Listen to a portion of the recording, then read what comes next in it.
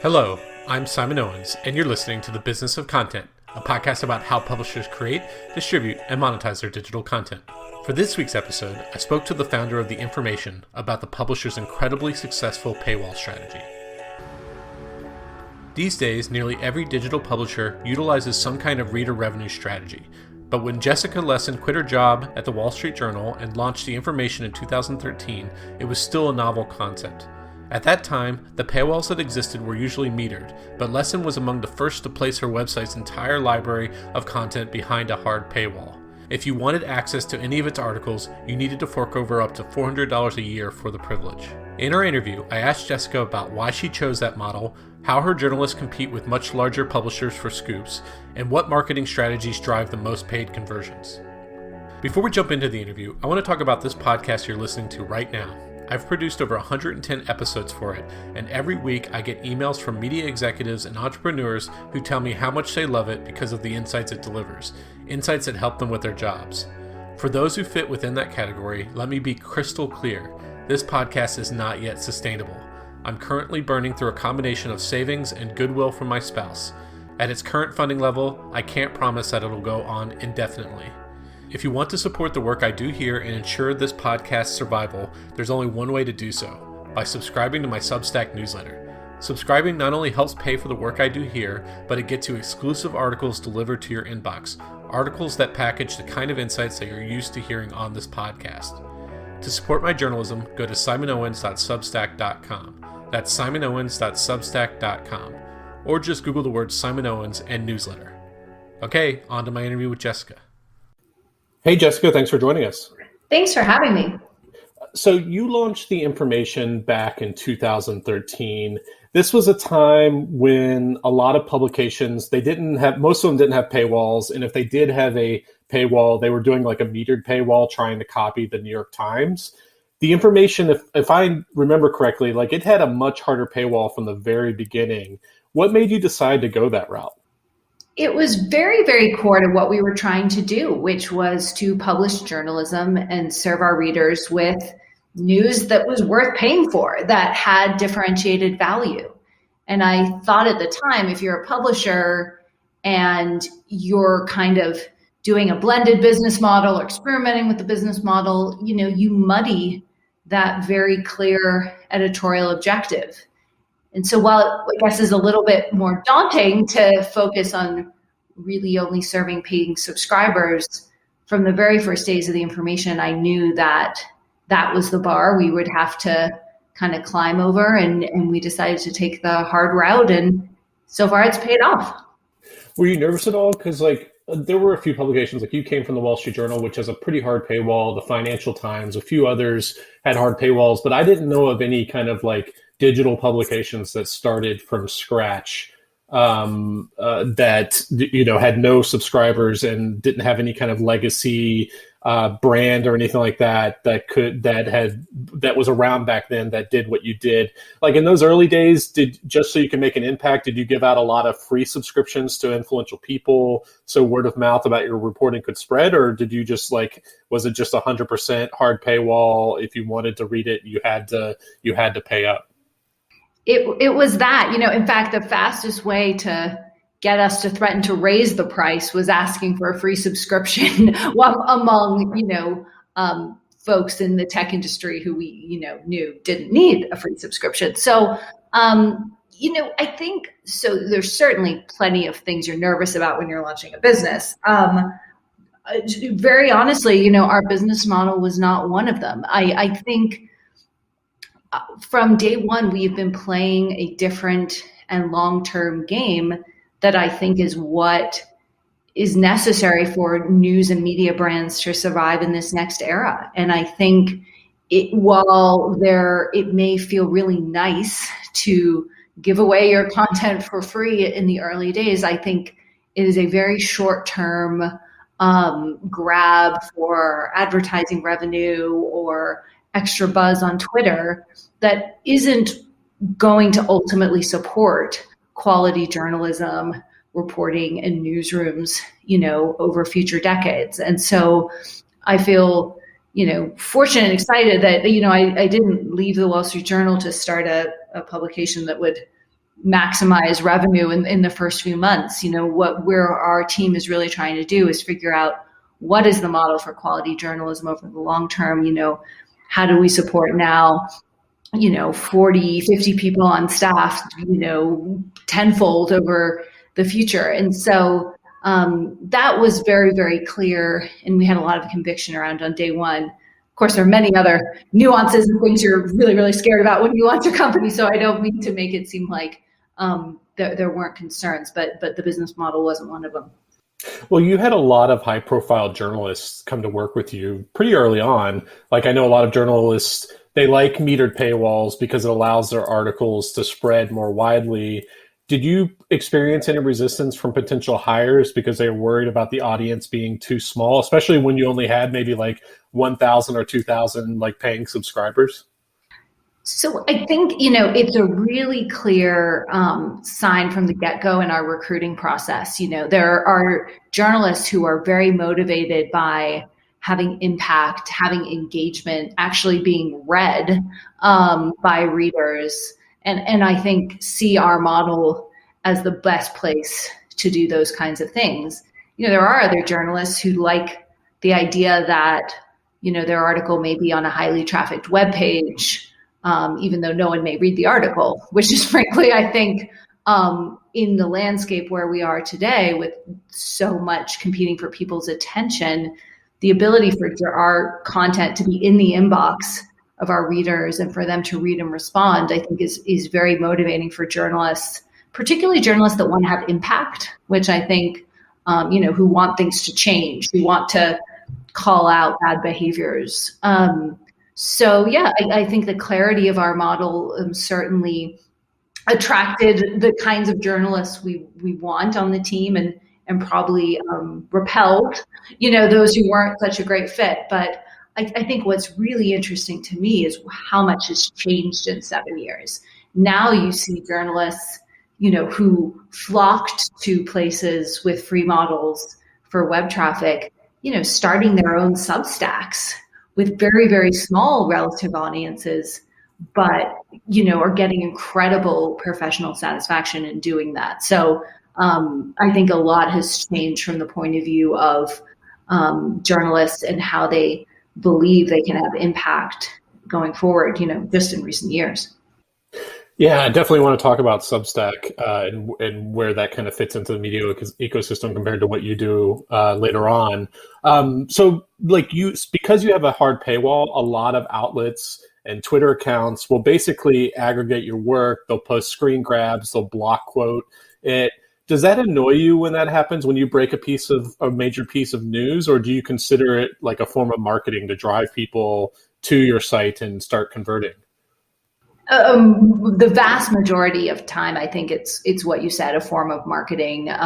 We see it drives traffic. We see people subscribe. I think aggregation is one important way our journalism has impact. And so I think in general, very excited to see it. Of course, there are some publications who cross the line and sort of summarize every paragraph of your story, but frankly, those publications are failing because that business model isn't ultimately one that serves the reader. So, what I see generally, I think is pretty healthy.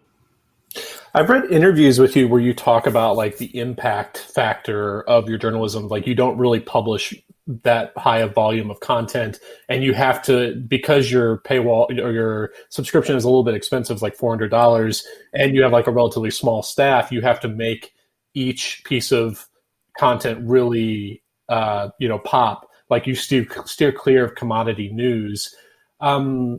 So, like, do you find yourself telling staff writers that their pitches aren't original enough and that they need to go back to the drawing board? Like, how did, from an editorial, and I don't know if you have regular daily editorial meetings or how it works, but like, how does that conversation happen within the newsroom about whether something is worthy of publishing?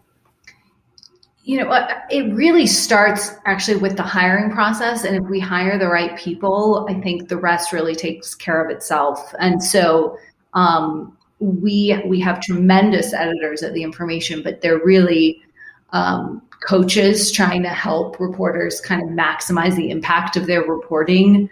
I think much more than kind of policing bits of reporting. And so I think it comes back to finding those journalists who are deeply sourced, who love to talk to people and get people to talk to them and point out things that no one else knows. And if you can hire those people consistently, and while we're a small team, I think we have as many tech reporters as pretty much any other publication on the planet, just in terms of, sheer number of people globally. So we've gotten to quite a meaningful scale. And I think, it all starts with finding those journalists who don't want to write the 10th version of a story that's already been done, but who are actively pursuing stories that haven't been done yet.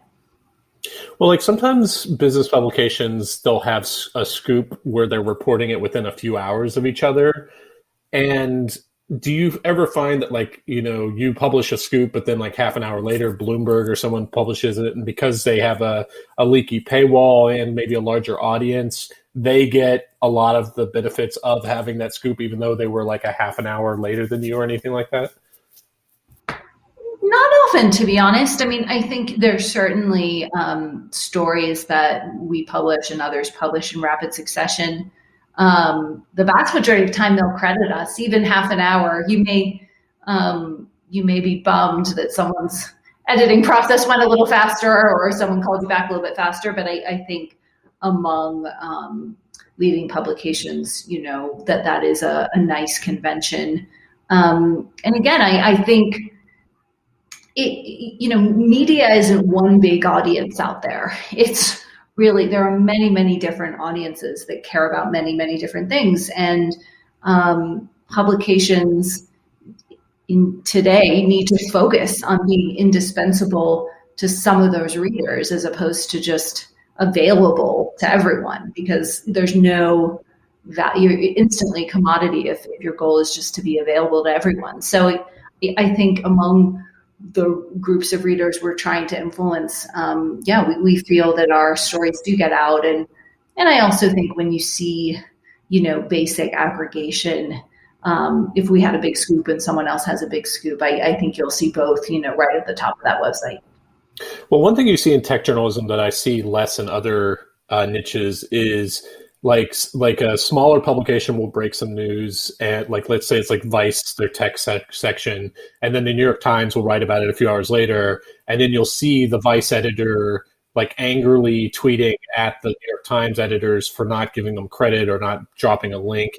Do you back channel, or like, I'm sure it's happened to you, do you find yourself back channeling or even publicly shaming editors at larger publications when they don't give you proper credit? I think it depends, right? Again, in my mind, there's a degree, really ripping off some of the reporting that our teams worked very hard on and not crediting it, and, being sort of sneaky about it. So I've often noticed people will use exactly the same language multiple times throughout the story. I think that's lazy journalism on the part of the publication. And frankly, like at a time when the news industry is under attack from so many corners, like good publications, need to have a higher bar for that. So yeah, sometimes we'll call it out, but first and foremost, we're working on reporting the next story too. So I find there's not a ton of time to forensically trace, all of the pickups after the fact. I think, and to some extent, it's somewhat innocent in the sense of it's just about not having a firm linking policy, where you'll see sometimes older journalists who were, from the pre-internet days, not even thinking to link, and younger journalists doing so. Like, do you think like publications should have better established and uniform kind of linking policies for giving credit?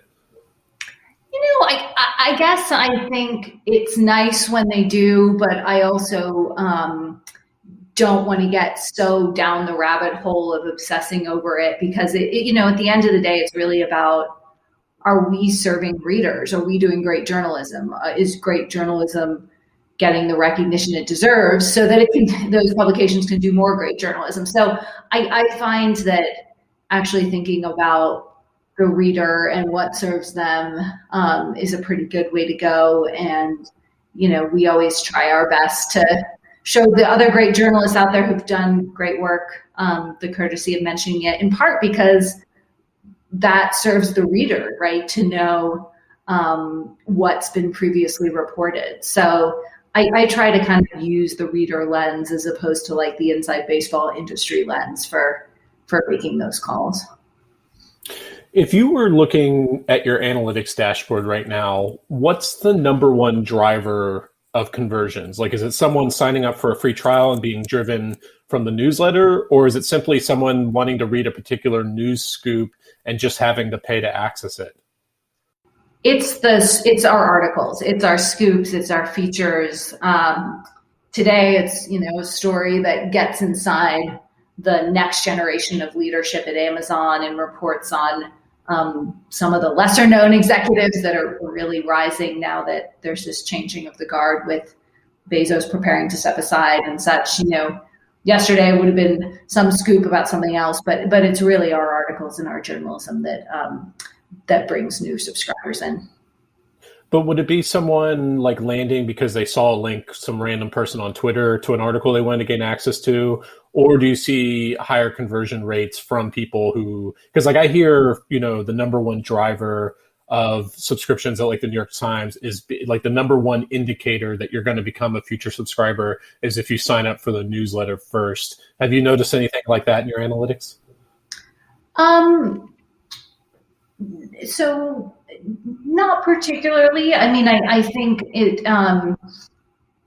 it really, we find that people convert pretty quickly. I mean, you have different cohorts of people, right? And I think all great publishers are now really studying this intently. So you can see, those users that convert right away, those who may follow along for a few months. So that's kind of how we approach it. We have concepts of different reader cohorts. So I wouldn't say there's like just one signal, but probably many signals. But for us, it really, big stories will pull in a lot of subscribers. And I think in addition to pulling them in directly, we see very elevated subscriber growth, like in the weeks around big stories as well too. So sometimes it's the actual piece, sometimes that piece just has a sort of halo effect, if you will, and people are finding us through different channels after the fact. Well, part of the reason I ask that is because if you visit the homepage of the information right now as a logged out user, the first thing it shows you is an email newsletter sign up widget, like above the fold. Like, why do you show people that first instead of like enticing them with like headlines? It's really simply to build a direct relationship via email. So I think there's actually a lot of ways that readers decide to give us an email. Reading a newsletter might be one of them. We also unlock, at least half of our stories that can be read in exchange for someone giving us their email, as opposed to having to subscribe to read it. So I think one of the great lessons in sort of subscription funnel economics that we certainly learned is, the value of building that direct relationship via email and then continuing that relationship with the reader over time. So yes, building that email relationship is very important. I think less important is whether it comes via someone interested in a newsletter or an article or an event, or, we have multiple kind of channels for that. Does having a hard paywall change your social media strategy at all? Like the vast majority of people who see a tweet from the information, they're not going to actually be able to access the articles. Does that change up the strategy and all, and how you use Twitter or Facebook or LinkedIn or whatever? It does. I think socials are really, we get a lot of traffic from it. It's a great channel for talking to our current subscribers and other subscribers. I think, we're constantly trying new things in social and new social channels. And in general, I think we're drawn to I'm more drawn to sort of communities, I guess, rather than social, where it's very broadcasty. I think at the information, we've done a number of things on our own platforms around conference calls and video calls and chat and all of that stuff. I think those are really valuable to us, but social is also really important for the top of the funnel. And I think, like most publishers, we're just always kind of paying attention and trying new things and trying to learn. But I think many publishers have gotten in hot water by just leaning so heavily on social for traffic. And we've seen that the strategies of Facebook or Twitter or LinkedIn around where they funnel traffic and how they treat content have just changed all the time based on the objectives of those companies. So I think it has proven really healthy for publishers to not be too dependent on social channels overall. Do you think the paywall hurts your SEO at all from people finding your stuff on Google? I don't think it necessarily hurts. I mean, there are a million ways to build SEO when you're behind a paywall, and a lot of it is just sort of good SEO hygiene. I think for a publication like us, there are some topics where we're incredibly strong in SEO and some that are just very challenging given the society's overall interest in technology. So I think we're smart to sort of invest in like where we think we can play well in SEO and where we can't. But I think what we've seen that's a little more shaped actually by the topic than the paywall. Are Google's like bots, are they able to read your articles? You know what I mean? Like get past the paywall? I believe so. We've experimented with many different things on that regard. I'm not exactly sure exactly how we have it set up at the moment, but we certainly think SEO is a valuable channel and want to, our great technical team has invested a lot to make us, optimize for SEO overall. I remember a few years back, you launched, I think it was a newsletter product where instead of like doing the kind of high impact news, your reporters were able to offer like opinionated analysis of each day's tech news, including news that the information didn't break. Am I getting that right? And like, what was the strategy there? Yeah, so we've done that for years through our briefing products. So while our journalists are really focused on the stories that we're breaking, we heard from our readers that they wanted our take on the big news of the day as well, because many of our team has been covering these companies for a very long time and are really knowledgeable. So reporters, are quick to kind of dash off their take on some of the developments in the day, and we post those on our site and aggregate them in newsletters. And our managing editor, Martin Piers, writes a very popular afternoon briefing email as well that does a lot of that. So yes, for us, it's really, I think often overlooked about a subscription business is the benefit of the clarity of what your readers are looking for, right? You have a defined group and they're very, very clear with you as well about their expectations. So we have focused on that as well.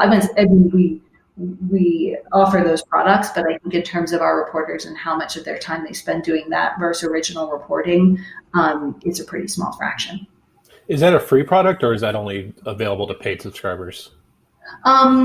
Interestingly, we often posted that for free on those briefs for free on our website. And when we went to launch our app, Apple insisted that it go behind a paywall because there couldn't be any content in our app that we were charging for that was available for free elsewhere. So our current model is that kind of commentary is also subscription. And, I think that's something we'll look to over time to maybe evolve or tweak. But in that case, we were very much at the whims of the App Store. And this app you're referring to, that's the one that's like it costs less than your isn't that like a lower price point than your main subscription? Am I remembering that correctly? So the app we have now is a subscriber only app. Yeah, and so that is available to all our subscribers, and you have to subscribe to get it. And what's the differentiating factor? Why would they subscribe to that versus just being logged in, like on the web? Oh, you would get both. So it's really a preference of whether you like to consume through email or website or app. I think what we see is that our app users really consume. They're by far our kind of heaviest users because it's. I think in a subscription publication, just knowing you're not going to have to enter your password, regardless of, if you maybe logged into your seventh browser or something, is a huge benefit. But, the app also has things like one-click access to our podcasts, a calendar of tech events, and a lot of other great features. So I think it's this version has been out for probably just under a year, and I think it's quickly becoming our top subscribers' preferred way to read. Are your podcasts, are they all completely free? Yes, they are. Uh-huh. And so I know that the information itself is ad free, but do you is that mainly to drive more intimacy to convert people into paid subscribers, or do you also have ads on the podcast? So we don't currently run ads on the podcast. We have and are very excited about growing our sponsorship business, primarily around our events. And I could see some ways to tie podcasting into that over time. But right now, the focus is just delivering a great podcast. So every week, Corey Weinberg and Tom Dotan either alternate between sort of deeply reported segments or reporter roundtables. And we just think it's a great listen, the information 411. So we're just focused on the content at this point.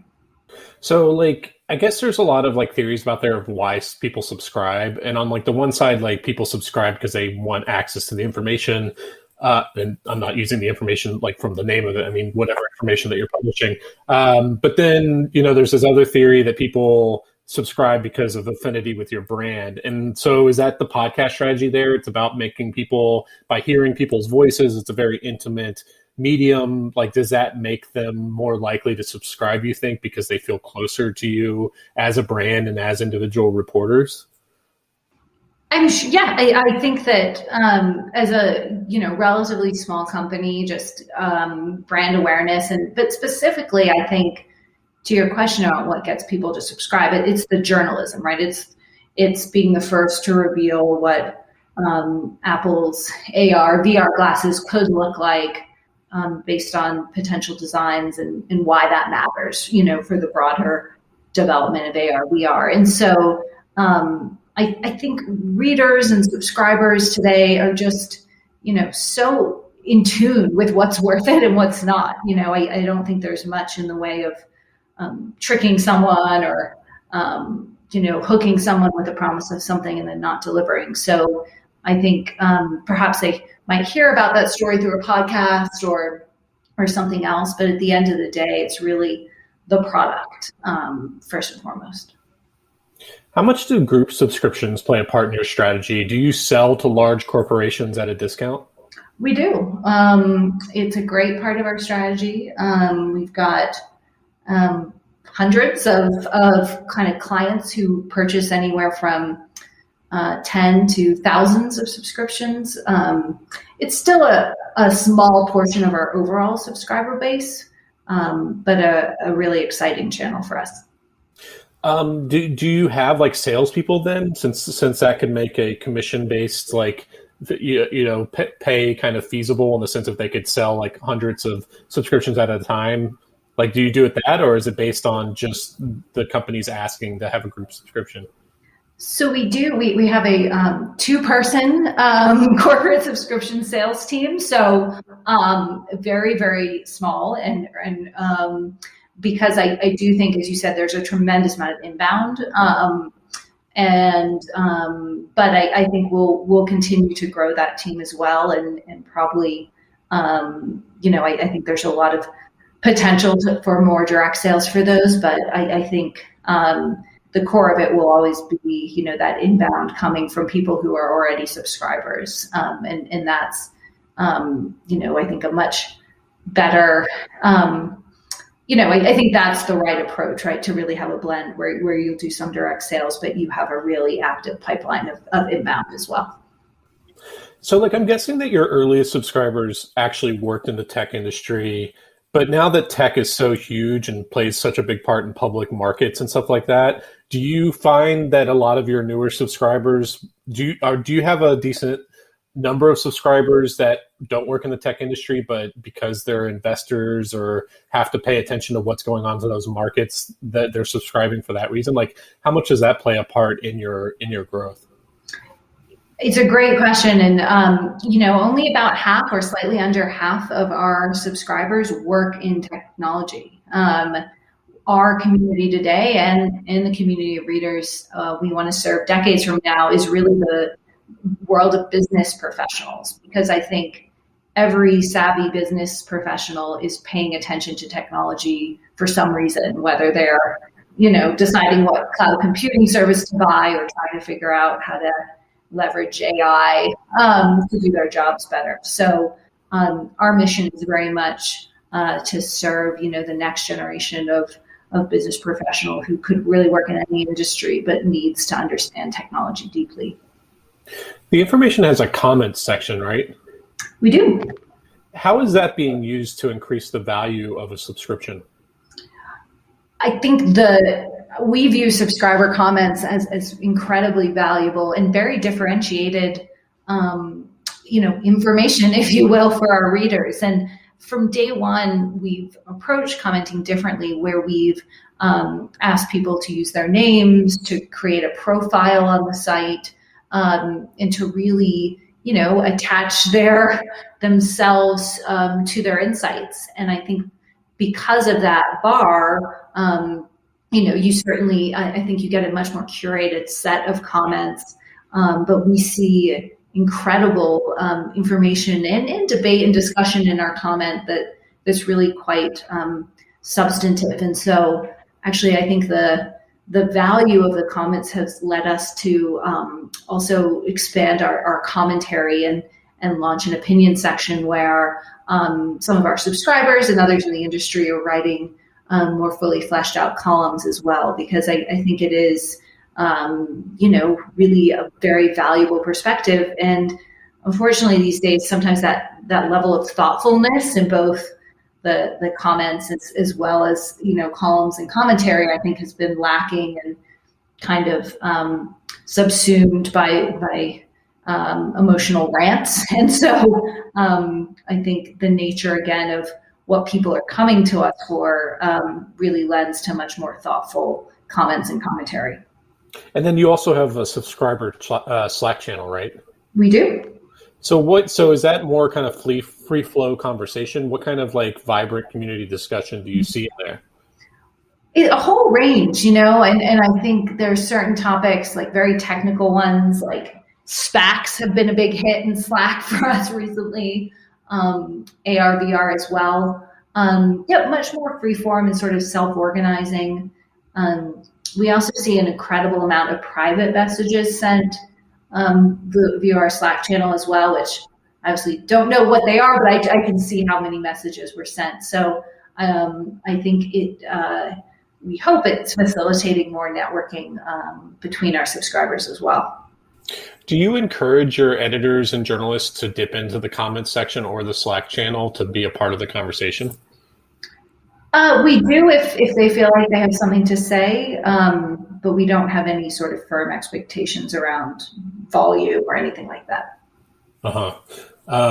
Cool. So so you mentioned events. I know that you do, before pre-pandemic, you actually had in-person events. I think you also do kind of, you do monthly phone calls and different stuff. Can you talk a little bit about that? Is that a retention play? So events for us started in the early days is perhaps a little more marketing, when people would say, oh, I like this article, but is it worth a subscription?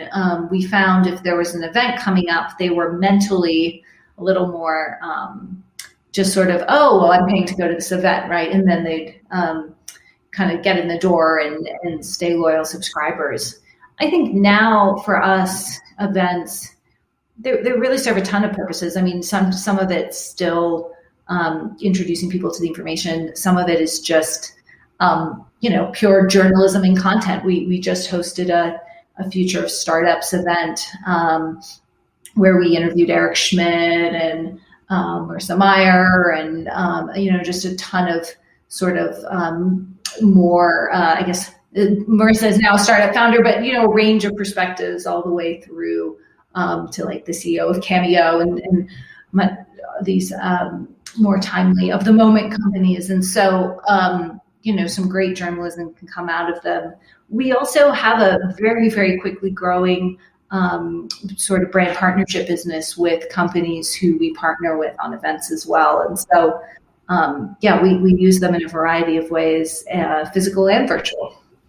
And the events, like the only way you can join an event is if you're a paying subscriber and they're free otherwise, right?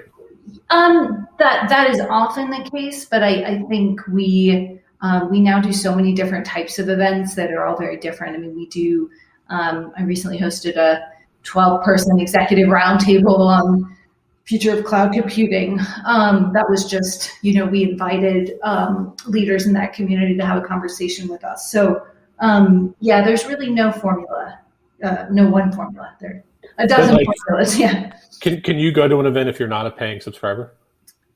We have done events that have been open to non-paying subscribers. And so, it just really depends. Mm-hmm. So the information, like one of its the things about it is that it's ad-free, I think, right? Other than the sponsorships for events, but like the website is ad-free. I guess there's this debate going on, about whether that's really that much of a subscriber benefit, whether subscribers even care. I guess, what was your philosophy on it? Like, did you do it to make the subscription more alluring, or was it more about the principle of not wanting to be influenced by advertising?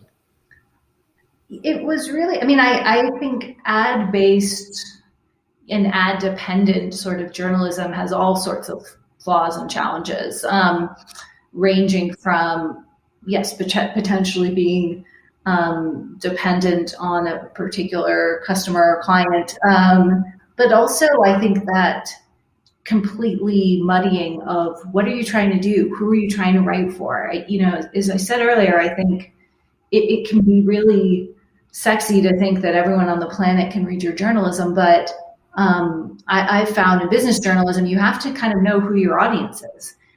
If you want them to find you essential, you've got to answer the questions on their minds, not any potential question that kind of could be asked. So, I think it's there are publishers who do both and have subscription and advertising businesses, but I just don't think, at least in our field, your true north could be building an online advertising business. I also, as a technology reporter who had covered the rise of Google and Twitter and YouTube and Facebook and online advertising, that's just not a game any publisher is going to win.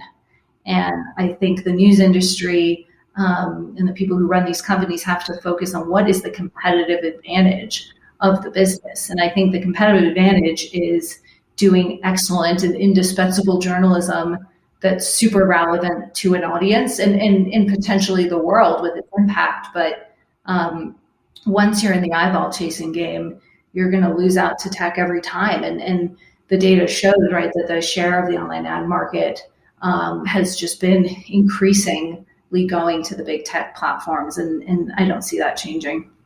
So it's more about your incentives as a publisher and less about the user experience and trying to create a cleaner interface.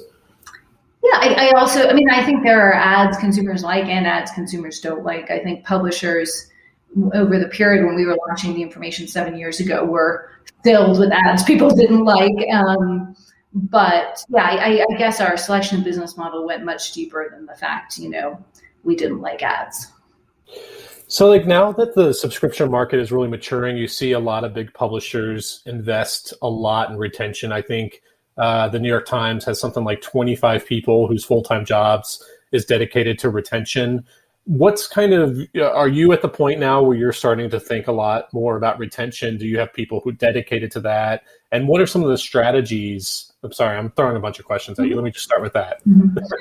Yeah, these are great questions. I mean, we've always thought about retention and been fortunate that our churn is just very, very low. And that hasn't been something we've come to. That's just been part of our philosophy on what we're trying to build. And it really goes back to like, our goal as journalists is to be valuable.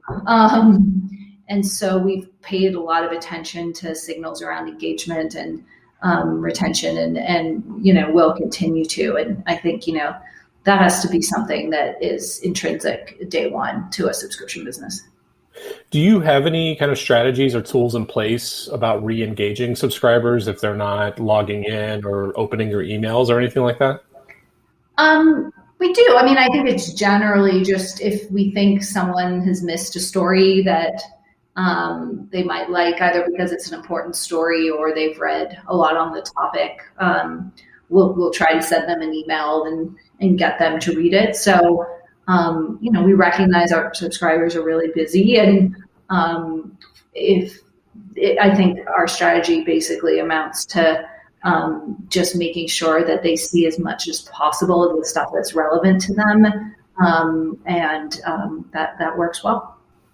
One thing that cable companies have been doing for years, like if you try and call Comcast and cancel your cable subscription, they'll immediately offer you like a 50% discount. I've been kind of toying with the idea with my own Substack newsletter of creating an automatically generated email when someone unsubscribes, giving them a link for a 50% discount. Have you thought about anything like that in terms of trying to lure people back on or anything like that? One thing that we found works well is if someone's on the fence about whether to continue subscribing, we'll give them sort of like a month on us, or some period of time to continue to see if the subscription's working for them. So I would say that's probably our primary tactic when it comes to that. And I think it works well, and I recommend subscription businesses experiment with things like that. So over the last few years, we've seen the rise of all these platforms, Patreon, Substack, Review, really geared towards making it easier for people to have paywalled content. Do you think that if you had launched like 5 years later, that maybe you had a great brand at the Wall Street Journal, that you might have wanted to go that route instead of like having to build a more traditional publication from the ground up? For myself personally, I've always wanted to build the publication that is staffed by hundreds of journalists and serving readers with multiple products, from newsletters to podcasts to events to articles, etc. So I don't think my path in building the information would have been different. I do think that for had I just been looking for a little more independence in my own writing, I think all the platforms you named would have been incredibly alluring and interesting. What do you think that the impact of this trend is going to have on the media industry? Like, do you think we're going to see an explosion of independent journalism? I do. I think we're going to see a continuation of a very linear trend going all the way back to blogging of independent journalism. I think most of it I'd probably call independent commentary. I recently interviewed the founders of Substack, who are very clear about the fact that while there is journalism on their platform, they see their mission as really facilitating independent writing of a much broader nature than just journalism. So I think it's a wonderful development for the writers who can really build meaningful revenue streams for themselves, which is something I've always been a fierce advocate of. And I think it will create a lot of great content that's available to users, and probably also a lot of confusion for readers who might find it very hard to find and sort of curate all the voices out there. So that's actually something that I'm interested in thinking about, how the information maybe could help with that curation problem down the line. So when you're looking like a few years into the future, what do you want to be moving into? Is it like, do you want to be moving into new mediums like video? Do you want to be moving into new niches? Do you want to be moving into more regions? Like, I think I read that you had someone in maybe Hong Kong or Singapore or something like that. What's the information's expansion look like? We're going to be moving where tech is moving. So when it comes to the subject matter, it's going to be, more on fintech and the financial ecosystem, more on the future of the auto industry and autonomous, more on science and healthcare and medicine in ways technology is disrupting those industries. Geographically as well, we have 4 reporters in Asia. Just hired our first reporter in London, and I think see a lot of expansion on those vectors.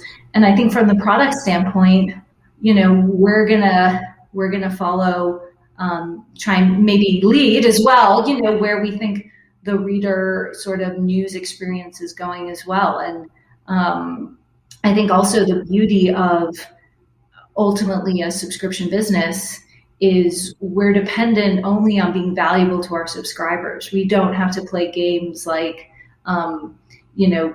duping them into clicking on an article as opposed to just reading a summary email of the article because we needed like the clicks. So I think we can be pretty kind of platform agnostic in some way as long as we're ultimately serving our subscribers. And I think it's going to be an exciting period because there's going to be no shortage of, new types of content we can create, new types of platforms and experiences we can play into. The key is just, making sure we continue to have an edge when it comes to the journalism and the sourcing. Okay, Jessica, those are all the questions I had for you. Where can people find you online? Oh my goodness. Well, theinformation.com is I think the best place to really learn and continue to follow the work of our amazing team. And I guess I'm just at Jessica Lessin on Twitter as well. Really encourage everyone to follow all our great reporters who they can find on our website. Okay, this is a lot of fun. Thanks for joining me. Thank you, Simon. Okay, thanks for joining us. I'm actually on the lookout for new guests for this podcast. So if you do interesting stuff in digital content, whether you're a full-time YouTuber, a media executive, or run a cool niche newsletter, definitely reach out.